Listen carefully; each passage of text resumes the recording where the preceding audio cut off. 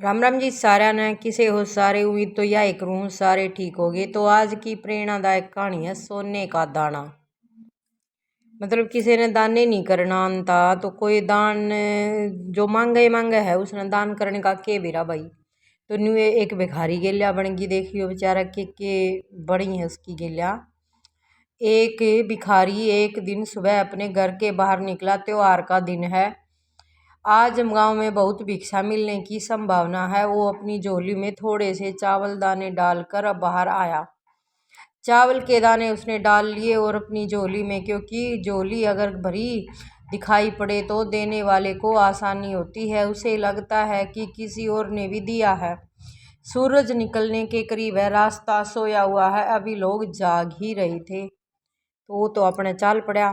झोली में कुछ गाल के चाल लगा जिब्बे तो लोग नहीं सोचेंगे कुछ है।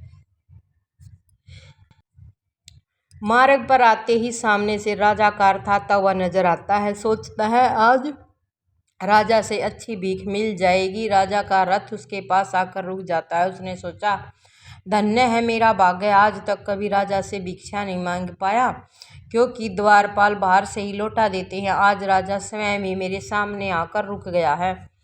भिखारी ये सोच ही रहा होता है, अचानक राजा उसके सामने एक याचिका की बाती खड़ा होकर उससे भिक्षा देने की मांग करने लगता है। राजा कहता है कि आज देश पर बहुत बड़ा संकट आया हुआ है। ज्योतिषी ने कहा है इस संकट से उबरने के लिए यदि मैं अपना सब कुछ त्याग कर एक याचक की बाती भिक्षा ग्रहण करके लाऊंगा तभी इसका उपाय संभव है। तुम आज मुझे पहले आदमी मिले हो, इसलिए मैं तुमसे भिक्षा मांग रहा हूँ। यदि तुमने मना कर दिया तो देश का संकट टल नहीं पाएगा, इसलिए तुम मुझे भिक्षा में कुछ भी दे दो। ये भिखारी है, भिखारी के हाथ छुटे नहीं तो भाई वो तो बेचारा के करे मांगना है गोया। उसने तो सारी जीवन देखा तो कौन देखा कदे देन दी हाथे को नहीं करया। वो तो बस लेवे लेवे है। तो आगे देखो कि कुछ होया। भिखारी तो सारा जीवन मांगता ही आया था, कभी देने के लिए उसका हाथ उठा ही नहीं था। सोच में पड़ गया कि ये आज कैसा समय आ गया है। एक भिखारी से भिक्षा मांगी जा रही है और मना भी नहीं कर सकता। बड़ी मुश्किल से एक चावल का दाना निकालकर उसने राजा को दिया। राजा वही एक चावल का दाना ले खुश होकर आगे भिक्षा लेने चला गया। सब ने उस राजा को बढ़ चढ़कर भिक्षा दी, परंतु भिखारी को चावल के दाने के जाने का भी गम सताने लगा। जिसने कुछ भी नहीं दिया वो एक चावल का दाने की भी अफसोस से करेगा बेचारा। पछतावा भी होगा बाद में इसने। जैसे जैसे शाम को वह घर आया, भिखारी की पत्नी ने भिखारी की झोली पलटी तो उसमें उसे भीख के अंदर एक सोने का चावल का दाना भी नजर आया। भिखारी की पत्नी ने उसे जब सोने के दाने के बारे में बताया तो वो भिखारी छाती पीट के रोने लगा। जब उसकी पत्नी ने रोने का कारण पूछा तो उसने सारी बात उसे बताई। उसकी पत्नी ने कहा तुम्हें पता नहीं कि जो दान हम देते हैं वही हमारे लिए शरण है। जो हम इकट्ठा कर लेते हैं वो सदा के लिए मिट्टी का हो जाता है। उस दिन से उस भिखारी ने भिक्षा मांगनी छोड़ दी और मेहनत करके अपना तथा परिवार का भ्रमण करने लगा, जिससे सदा खुश दूसरों के आगे हाथ फैलाकर भीख मांगी थी। अब खुले हाथ से दान पुण्य करने लगा। धीरे धीरे उसके भी दिन बदलने लगे। जो लोग सदा उससे दूरी बनाए रखते थे अब उसके समीप आने लगे। वो बेक भिखारी की जगह दानी के नाम से जाना जाने लगा। देख लो जीवन में ना बदलाव कुछ भी हो सका है। बस हमने एक थोड़ी ही शिक्षा एक वो मिलन की जरूरत होया करे कि कोई मारे थी बता दे आकन है। शिक्षा के मिले है इस तरह जिस इंसान की प्रवृत्ति देने की होती है उसे कभी किसी चीज़ की कमी नहीं होती, और जो हमेशा लेने की नीयत रखता है उसका कभी पूरा नहीं पड़ता। यह बात तो सब ने सुनिए रखी है और देखे रखी है, क्योंकि हमारे बड़े बुजुर्ग भी बेमारती इसी बात बताए दिया करते हैं ना कि दान दे तो दान घटिया नहीं करता बढ़िया करा है। वे के बेरा अगर किसी का कुछ वो भी जानता ना हरी बीमारी तो सब ने कहा करे भाई हरी बीमारी होगी कोई बात को नहीं, किसी का लिया दिया आगा आकर ना ठीक हो जाएगा।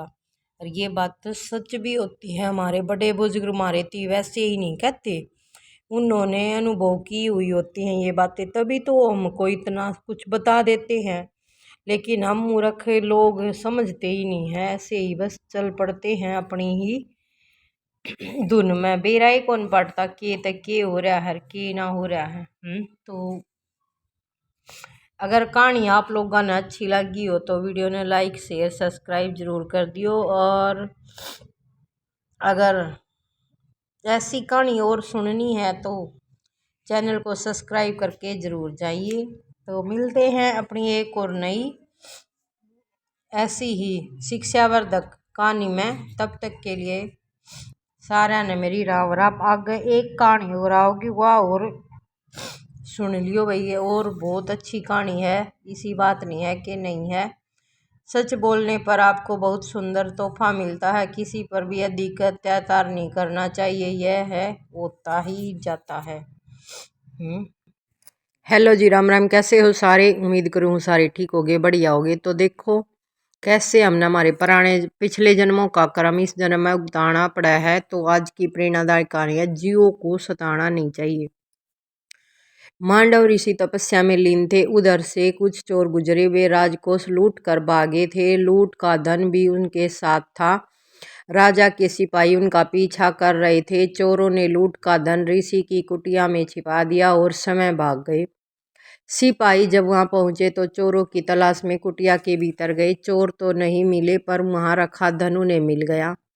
सिपाहियों ने सोचा कि निश्चिंत ही बाहर जो व्यक्ति बैठा है वही चोर है। समय को बचाने के लिए साधु का भेष बना तपस्या का ढोंग कर रहा है। उन्होंने ऋषि को पकड़ लिया और राजा के सामने ले जाकर प्रस्तुत किया। राजा ने भी कोई विचार नहीं किया और न ही पकड़े गए। अभियुक्त से कोई प्रश्न किया और सूली पर लटकाने की सजा दी, सजाए सुना दी। ना उसने ने पूछा तने चोरी करी है कि ना करी है, और कुछ नहीं पूछा, उसकी सीधी सजा सुना दी।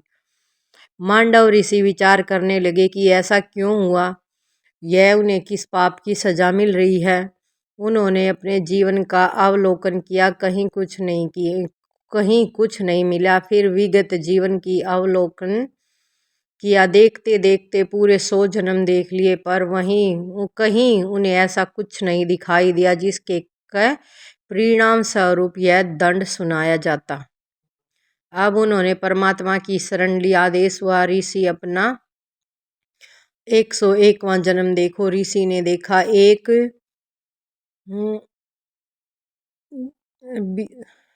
बीयो बिरानी कै वर्ष लिख रखा है, 10 वर्ष का बालक है। उसने एक हाथ में एक कीड़े को पकड़ रखा है, दूसरे हाथ में एक कांटा है। बालक कीट को वह कांटा चुभता है तो कीट तड़पता है और बालक खुश हो जा रहा है। कीट को पीड़ा हो रही है और बालक का खेल हो रहा है। ऋषि समझ गए कि उन्हें किस पाप का दंड दिया जा रहा है, पर वह तो तपस्वी है, क्या उसकी तपस्या भी उसके इस पाप को नष्ट न कर पाई थी। ऋषि विचार ही कर रहे थे कि कुछ लोग जो ऋषि को जानते थे वे राजा के पास पहुंचे और ऋषि का परिचय देते हुए उनकी निर्दोषता बताई। राजा ने ऋषि से क्षमा याचना करते हुए ऋषि को मुक्त कर दिया। ये तो इस जन्मों में जो उसने तपस्या करके न अच्छे कर्म भोगते थे उसके कारण बच गया, लेकिन जो वो कीड़ा छेड़ा उसका चीड़ चुभोई उसका तो उसने मिला ना। इतनी देर में क्या क्या घट चुका था। भगवान का न्याय कितना निष्पक्ष है, कितना सूक्ष्म है, इसे तो ऋषि ही समझ रहे थे। मन ही मन उस कीट से क्षमा याचना करते हुए वे पुनः अपनी तपस्या में लीन हो गए। हर कोई इंसान मारे जैसा है जो इससे इसे पाप कर आ रहा है, जिन्हें बेरा भी कोनी है कि इंसान कितनी गलतियां अभी भी करता है, लेकिन अपने अहंकार में घमंड में भूल जावा है। इस तरह शिक्षा के मिला है। कीट का एक उदाहरण दिया है, किंतु मानव गलत काम करने में जरा भी नहीं चूकता और न ही भविष्य को लेकर चिंतित होता है, जबकि वह भूल जाता है जैसी करनी वैसी भरनी। ये तो सबको पता होगा, जिसे हम करांगे उसे हमने भोगना पड़ेगा। कर्म हम अपनी मर्जी तक करा, हाँ भोगना तो हमने उसकी मर्जी तक पड़ेगा भाई। ये बात तो सच है, करके भी देख रखा है, हुआ भी है, सब ने बेरा इस बात का। फिर भी वह बू भगवान तक डरते को ना। भगवान किसी ने कुछ नहीं दुख देता, यो सारा हमारे कर्मा का भोग है।